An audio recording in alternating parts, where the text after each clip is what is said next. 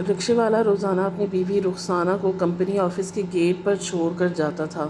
وہ بہت خوش تھا کہ اس کی بیوی کو ایک اچھا روزگار ملا ہے، ایک اچھی کمپنی میں جاب ملی تھی۔ کمپنی کا CEO اور رخسانہ کو بہت پسند کرتا تھا اور اس نے رخسانہ سے ایک بار کہا کہ تمہیں پرانے سے رکشے میں آنے کی ضرورت نہیں، میرے آفس کی گاڑی تمہیں گھر سے پک کر کے لے آئے گی اور پھر شام کو گھر ڈراپ بھی کر دے گی۔ رخسانہ نے اپنے شوہر کو منع کیا کہ اب مجھے رکشے پر آفس لے جانے کی ضرورت نہیں، کیونکہ میرے باس کی گاڑی مجھے گھر سے ہی پک کرے گی۔ اور طاہر نے جب یہ سنا تو وہ کہا کہ ٹھیک ہے، جیسے تمہاری خوشی۔ کچھ عرصے بعد کمپنی کے CEO نے رخسانہ سے کہا کہ تمہارا شوہر تمہارے بالکل لائق نہیں، تم لاکھوں میں ایک ہو، میں تمہیں پسند کرتا ہوں اور اپنا بنانا چاہتا ہوں۔ رخسانہ ساری رات باس کی اس آفر کے بارے میں سوچتی رہی، پھر یہی سوچ کر طاہر سے طلاق لے لی کہ طاہر کے ساتھ زندگی ہمیشہ ایسے ہی گزرے گی۔ طاہر سے طلاق لینے کے بعد اس نے کمپنی کے CEO سے شادی کر لی۔ بیچارہ طاہر جب بھی رکشہ چلاتا تو اپنی بیوی رخسانہ یاد آ جاتی اور رخسانہ کی یاد کو دل سے نکالنا چاہتا تھا، لہٰذا رکشہ ہی بیچ دیا۔ رخسانہ کی تصویریں جلا ڈالی اور اس کے کپڑے ان پر پیٹرول چھڑک دیا۔ گھر کی تمام چیزیں جو رخسانہ کی یاد دلاتی تھی انہیں جلا ڈالا اور ایک ورک شاپ پر کام کرنے لگا۔ ایک دن رخسانہ ایک بڑی سی گاڑی میں اپنے شوہر کے ساتھ طاہر کی ورک شاپ پر آئی تو طاہر دوسری بار بھی FA میں فیل ہوا تھا، جبکہ اس وقت رخسانہ BSc میں اچھے نمبر لے کر پاس ہوئی تھی۔ طاہر میٹرک بھی بمشکل پاس کر پایا۔ FM میں جب دوسری بار فیل ہوا تو تب اس نے تعلیم کو خیر آباد کہہ دیا اور کالج ہی چھوڑ دیا۔ رخسانہ کو ایک اچھی یونیورسٹی میں ایڈمیشن مل چکا تھا۔ رخسانہ کے والد اپنے شوہر کے ساتھ بیٹھی تھی۔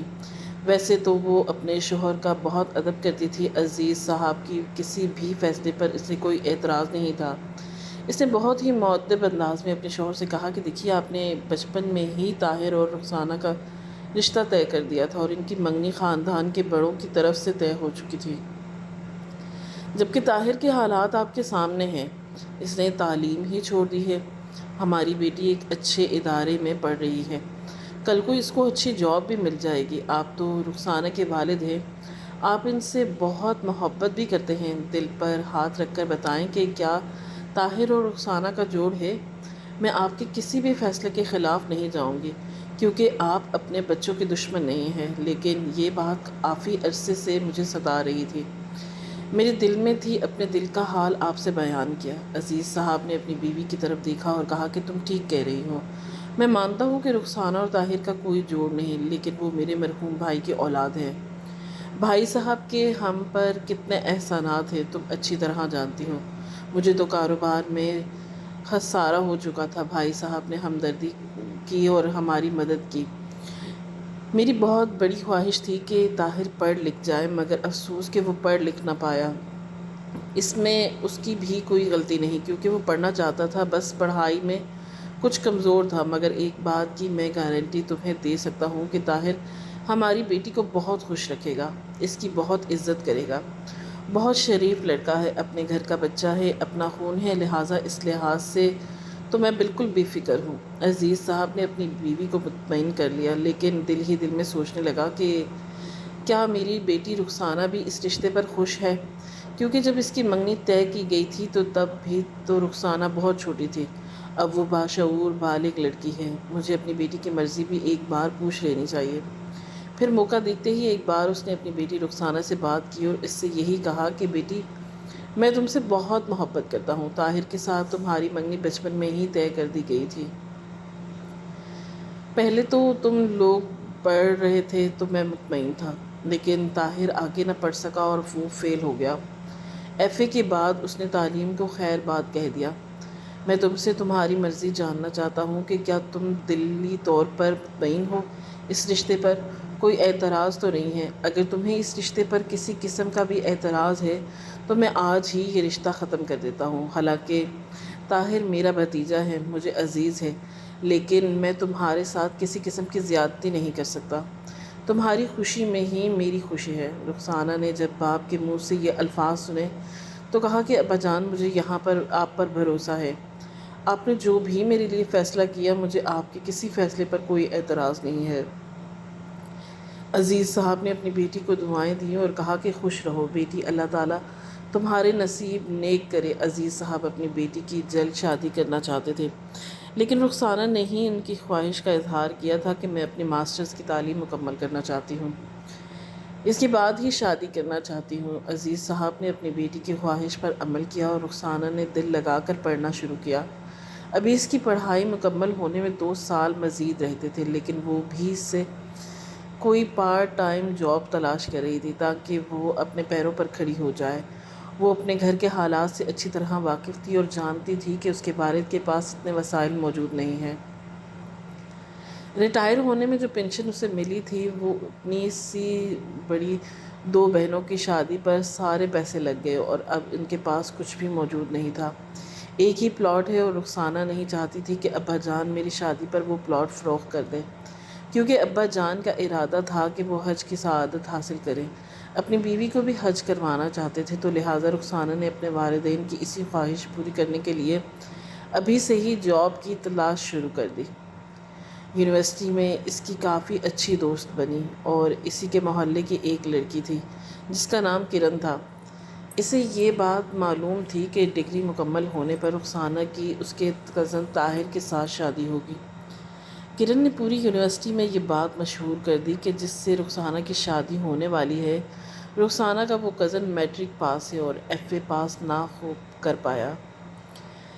طاہر کا ذکر کر کے وہ اس سے چھیڑتی تھی اور مختلف لڑکیاں فکرے بھی کستی تھیں، مگر روزانہ نے کسی کو کوئی جواب نہ دیا، نہ ہی اس کی بات پر زیادہ دھیان دیا۔ وہ اپنے کام سے ہمیشہ کام رکھتی تھی اور خود کچھ کرنا چاہتی تھی۔ جیسے ہی رخسانہ کی تعلیم مکمل ہوئی تو گھر والوں نے رخسانہ کی شادی کی تیاریاں شروع کر دی۔ شادی کی رات طاہر رخسانہ کے سامنے آیا اور اس سے کہا کہ دیکھو، میں جانتا ہوں کہ میں تمہارے قابل نہیں ہوں، تو میں ایک لائق اور پڑھی لکھی لڑکی ہوں، جبکہ تعلیمی میدان میں میرا ساتھ کسی قسم کا کوئی مقابلہ نہیں ہے۔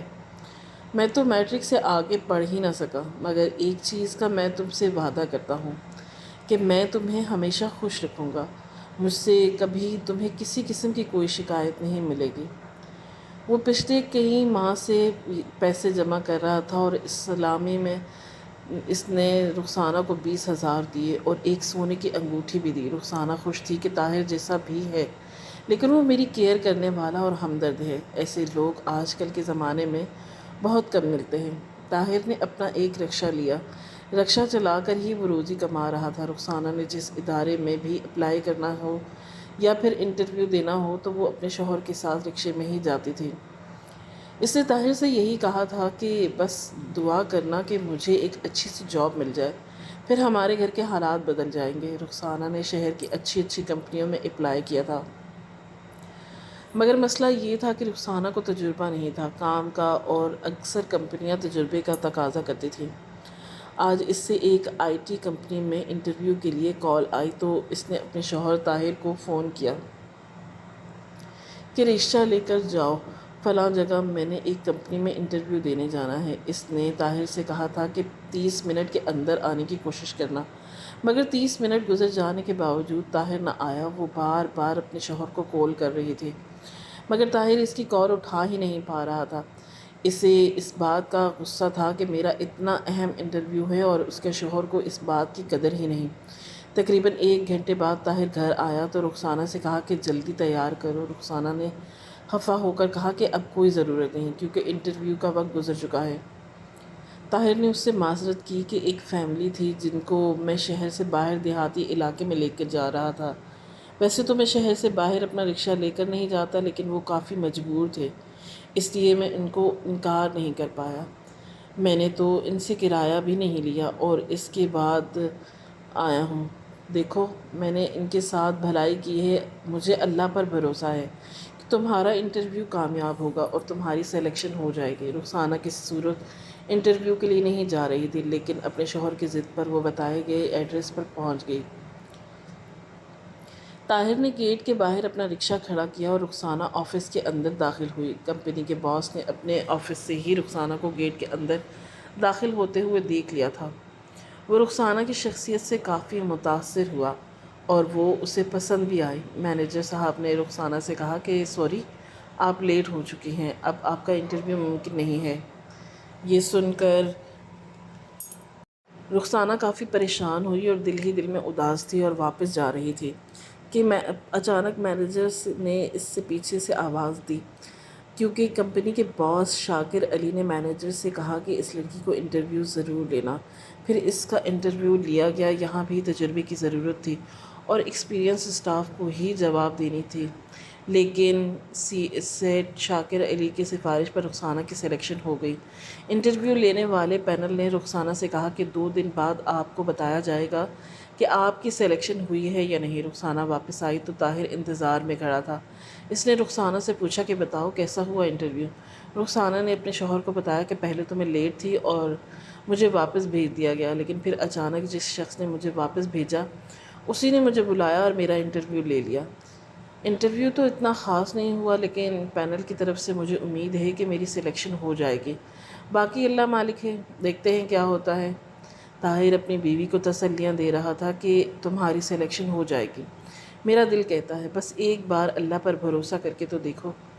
اس نے رخسانہ کو رکشے میں بٹھایا اور دونوں گھر واپس آئے۔ طاہر نے اپنا رکشہ ایک بڑے سے ہوٹل کے سامنے روکا تو رخسانہ اس سے پوچھنے لگی کہ آپ یہاں کیوں رکے ہیں؟ اس نے مسکراتے ہوئے اپنی بیوی سے کہا کہ آج ڈنر اس ریسٹورنٹ سے کریں گے۔ رخسانہ نے کہا کہ رہنے دے، فریج میں سالن پڑا ہے اور میں وہیں پر ہم پر کافی ہے، اب آپ ایسا نہ کریں کیونکہ اتنا خرچہ کر رہے ہیں۔ جس پر طاہر نے رخسانہ سے کہا کہ میں یہ کس لیے کما رہا ہوں، میرے کمانے کا مقصد ہی یہی ہے کہ میں تم پر خرچ کروں، تمہیں خوش رکھوں۔ اگر میں نے تم پر خرچ نہ کیا، تمہیں خوش نہ رکھ سکا تو میری یہ کمائی کس کام کی؟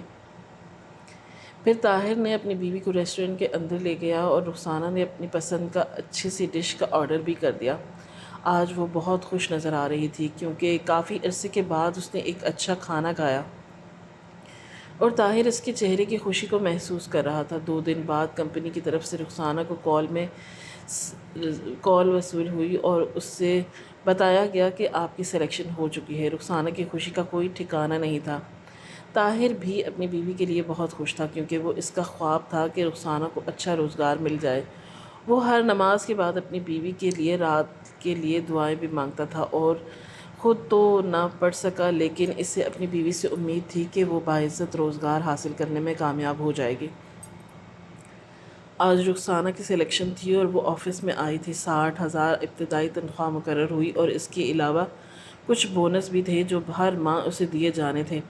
جب وہ گھر آئی تو بہت خوش تھی اور اس نے طاہر کو بتایا تو طاہر نے یہی کہا کہ مجھے اس بات کا یقین تھا، میں نے تم سے کہا تھا نا کہ تمہاری سلیکشن ہو جائے گی۔ ابھی کمپنی کو جوائن کیوں کیا؟ 1 مہینہ بھی نہیں گزرا ہوا تھا کہ اچانک رخسانہ کی طبیعت خراب ہوئی۔ وہ جب آفس سے گھر واپس آئی تو اس کو سر چکرا رہا تھا، بار بار متلی آ رہی تھی۔ طاہر اسے ہسپتال لے کر گیا تو ڈاکٹر نے طاہر کو مبارکباد دی کہ آپ کی بیوی امید سے ہے۔ یہ سن کر طاہر کو بہت خوشی ہوئی۔ اس نے یہ خوشخبری اپنی بیوی کو بھی بتائی۔ بچے کی پیدائش پر رخسانہ نے کمپنی سے 2 ماہ کی چھٹی لی اور اس پیریڈ کے دوران چھٹی بھی دے دی گئی۔ اللہ نے طاہر کو ایک چاند سا بیٹا عطا کیا۔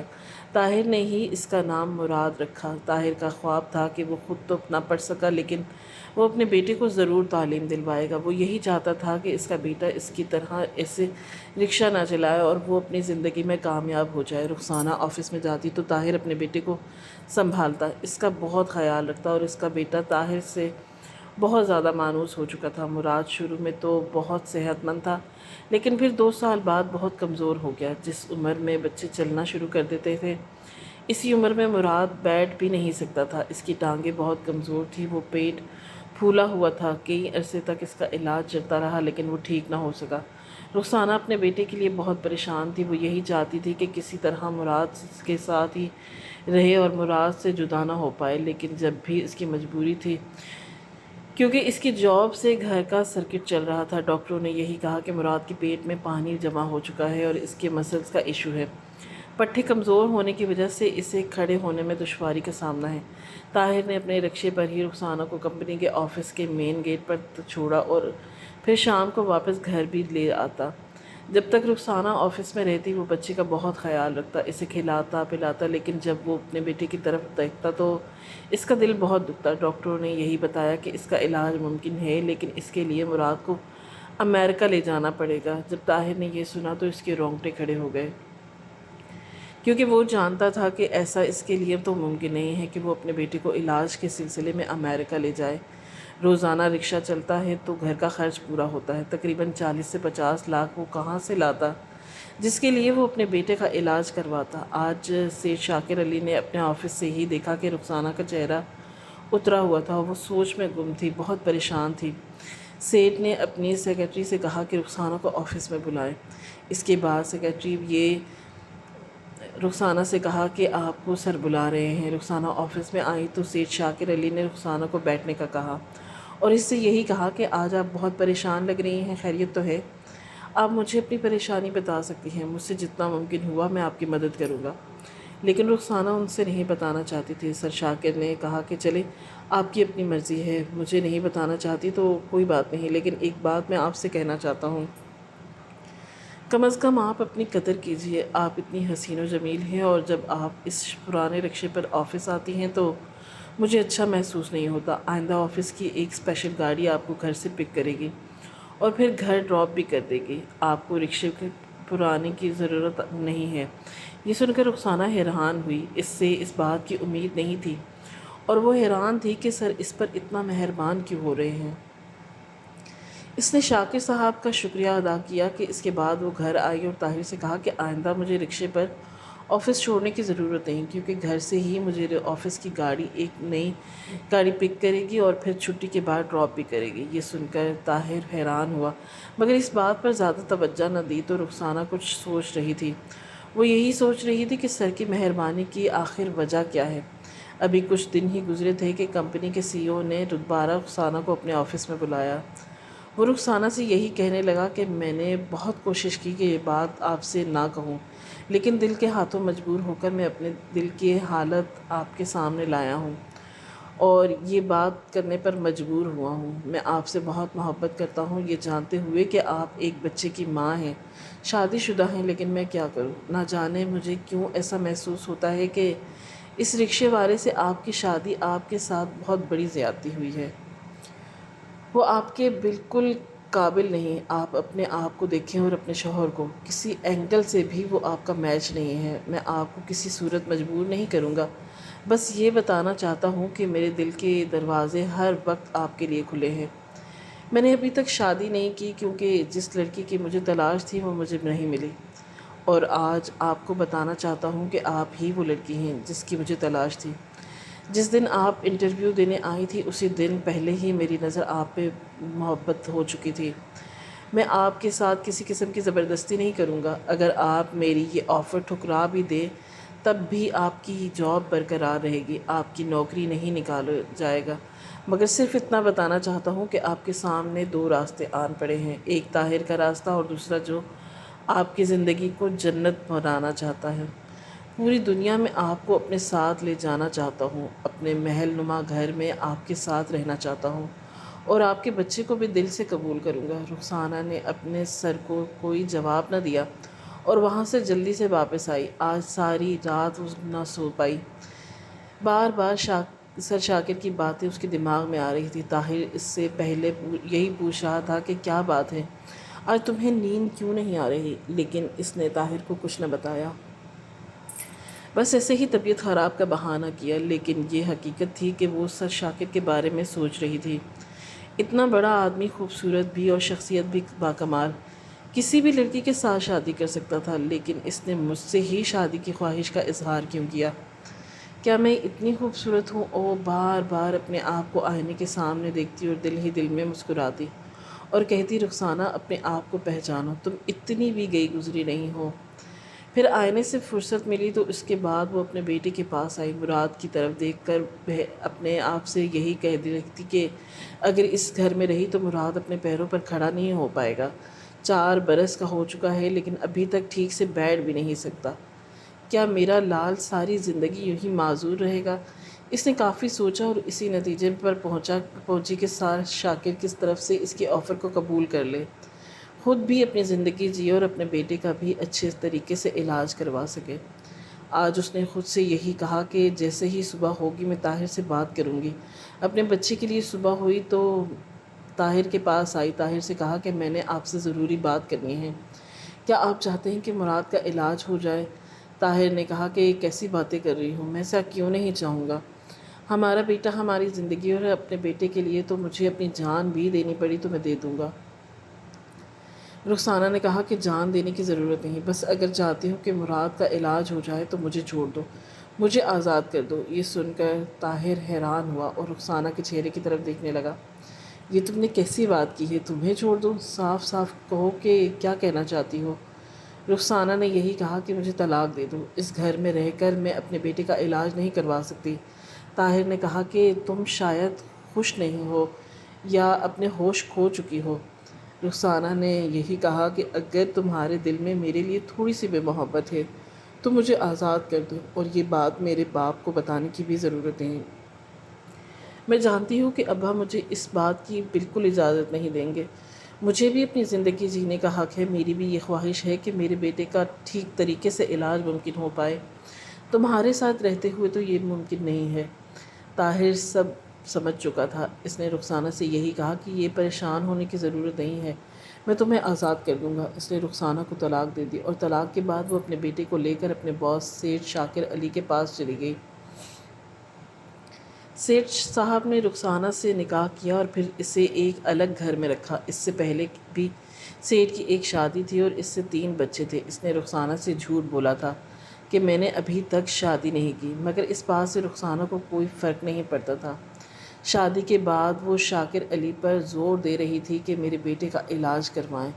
5 برس کا ہو چکا ہے لیکن ابھی تک اپنے پیروں پر چل نہیں سکتا۔ شاکر علی نے کہا کہ پریشان ہونے کی ضرورت نہیں، اگلے مہینے ہی ہم مراد کو لے کر امریکہ جائیں گے اور اس کا علاج ہوگا اور پھر یہ اپنے پیروں پر چل سکے گا۔ مگر مراد ہر وقت اپنے باپ کو یاد کرتا اور وہ طاہر کو یاد کر کر کے روتا۔ مراد کی اس بات کی وجہ سے جہاں رخسانہ بہت پریشان تھی، وہاں شاکر علی بھی بچے سے بیزار ہو رہا تھا۔ وہ یہی سوچ رہا تھا کہ اس کا علاج کروا کے اسے واپس باپ کے پاس بھیجنا ضروری ہے، ورنہ یہ تو ہمارا جینا حرام کر دے گا۔ نہ دن کا سکون ہے نہ رات کا چین، بس ہر وقت اپنے باپ کو یاد کرتا رہتا ہے اور روتا رہتا ہے۔ پہلی ہی فرصت پر وہ رخسانہ کے ساتھ امریکہ گیا اور مراد کا علاج کروایا۔ یہ 3 مہینے کا علاج تھا جس میں مراد کو کچھ ایکسرسائزز کروائی گئی اور ساتھ ساتھ اس کا علاج بھی چلتا رہا، حتیٰ کہ وہ اپنے پیروں پر کھڑا ہو گیا۔ رخسانہ کی خوشی کا کوئی ٹھکانہ نہیں تھا۔ وہ 5 برس بعد اپنے بیٹے کو پیروں پر کھڑا ہو کر چلتا ہوا دیکھ کر بہت خوش ہوئی، لیکن مراد امریکہ جا کر بھی اپنے باپ کو نہ بھول پایا۔ اس نے دن رات اپنے باپ کے ساتھ ہی گزارے تھے۔ جب رخسانہ آفس جاتی تھی تب وہ طاہر کے پاس ہی رہتا اور رات کو سوتا۔ ابھی اپنے باپ کے ساتھ ہی تھا۔ رخسانہ کو اس بات کا یقین نہیں تھا کہ مراد ایسا کرے گا، اپنے باپ کے ساتھ اس قدر اٹیچ ہوگا۔ اس نے کئی بار مراد کو ڈانٹا کہ میں تمہاری ماں ہوں، اپنے باپ کو بھول جاؤ، وہ مر گیا ہے، لیکن مراد کسی کی بات سننے کو تیار ہی نہیں تھا۔ شاکر علی نے رخسانہ سے یہی کہا کہ تم نے جیسے کہا میں نے ویسے ہی کیا، تمہارے بیٹے کا علاج کروا دیا، لیکن اب اس کے دل کی بے چینی کا علاج اس کا باپ ہے۔ بچہ اپنے باپ کے بغیر زندہ نہیں رہ پائے گا، اور اگر تم اپنے بیٹے کو خوش دیکھنا چاہتی ہو تو اسے واپس طاہر کے حوالے کر دو، تو ہمارا بچہ خوش رہے گا، وہ پریشان ہونے کی ضرورت نہیں ہے۔ طاہر کو بہت ساری دولت دوں گا، اتنا پیسہ دوں گا کہ وہ مراد کو اچھے اسکول میں پڑھا سکے گا، ایک گاڑی لے گا۔ اور رخسانہ ایسا بالکل نہیں چاہتی تھی، لیکن اپنے بیٹے کی خاطر، اس کی خوشی کی خاطر مراد کو اس کے بیٹے کے باپ کے پاس لے گئی۔ طاہر نے اپنے بیٹے کو سینے سے لگایا، مگر ایک بار پھر اس نے رخسانہ کی طرف نہ دیکھا۔ شاکر علی ایک بلینک چیک لے کر طاہر کو پاس آیا اور اس سے یہی کہا کہ اس میں جتنی رقم لکھنا چاہتے ہو لکھ لو، ان پیسوں سے تمہارا اور تمہارے بیٹے کے سارے خواب پورے ہو سکتے ہیں۔ لیکن طاہر نے وہ چیک سیٹھ صاحب کے سامنے ہی پھاڑ ڈالا اور کہا کہ میں اپنے بیٹے کو اپنی کمائی سے کھلا لوں گا، مجھے آپ کے پیسوں کی ضرورت نہیں۔ رخسانہ اپنے بیٹے سے ملنے ضرور آتی تھی، لیکن وہ اس بات کو پہچان چکی تھی کہ مراد کو مجھ میں کوئی دلچسپی نہیں، حالانکہ مراد تو اپنی ماں سے ملنا بھی نہیں چاہتا تھا۔ مگر جب طاہر اپنے بیٹے سے یہی کہتا کہ یہ تمہاری ماں ہے اور اپنی ماں سے ملنا چاہیے، تب وہ اپنے بیٹے باپ کے کہنے پر ہی اپنی ماں سے ملتا تھا، مگر وہ اپنی ماں سے نفرت کرنے لگا۔ اس بات کا غصہ تھا کہ ماں نے میرے باپ کو کیوں چھوڑا۔ میرا اتنا اچھا باپ جو مجھ سے محبت کرتا ہے، آج اس بات کو 20 برس گزر چکے۔ طاہر نے اپنے بیٹے کی بہت اچھی پرورش کی اور آج وہ ایک اچھی پوسٹ پر، جبکہ شاکر علی کے ساتھ رخسانہ کی زندگی بہت ہی عجیب و بیوی کم اور گھر کی ملازمہ زیادہ محسوس ہوتی ہے۔ شاکر علی سے اس کی کوئی اولاد بھی نہ ہو سکی اور رخسانہ کا باپ بھی بیٹی سے لا تعلق ہو چکا تھا۔ وہ اپنی بیٹی پر بہت خفا تھا کہ اس نے طاہر کو چھوڑ کر اپنی کمپنی کے باس سے کیوں شادی کی۔ رخسانہ اکثر اپنے باپ سے یہی سوال کرتی تھی کہ میں کہاں غلط تھی، طاہر کو چھوڑنا میرا ٹھیک فیصلہ تھا یا پھر غلط، یا اگر شاکر علی سے شادی نہ کرتی تو میرے بیٹے کا علاج نہ ہو پاتا، ساری زندگی وہ معذور رہتا۔ بیٹے کی خاطر میں نے اپنے شوہر کو چھوڑا تھا، جو کہ میں کسی صورت نہیں چاہتی تھی۔ بیٹا صحت یاب ہوا تو واپس اپنے باپ کے پاس چلا گیا اور میں خالی ہاتھ رہی۔ بیٹا بھی ہاتھ سے گیا اور جو انسان اتنی محبت کے دعوے کرتا تھا وہ بھی مجھے گھر کی نوکرانی ہی سمجھتا ہے۔ اگر مجھ سے محبت کرتا تو میرے ساتھ یہ سلوک نہ کرتا اور میرے بعد 2 مزید شادیاں بھی نہ کرتا۔ رخسانہ اکثر یہی سوچتی کہ گھاٹے کا سودا تو میں نے کیا، میرے بیٹے کو اپنا باپ مل گیا، سابقہ شوہر کو اپنا بیٹا، موجودہ شوہر بھی اپنی بیویوں اور بچوں کے ساتھ خوش ہے اور اسے میری صورت میں مفت کی ملازمہ ملی ہوئی ہے۔ سب کچھ مل گیا لیکن میں ہی خالی ہاتھ رہ گئی۔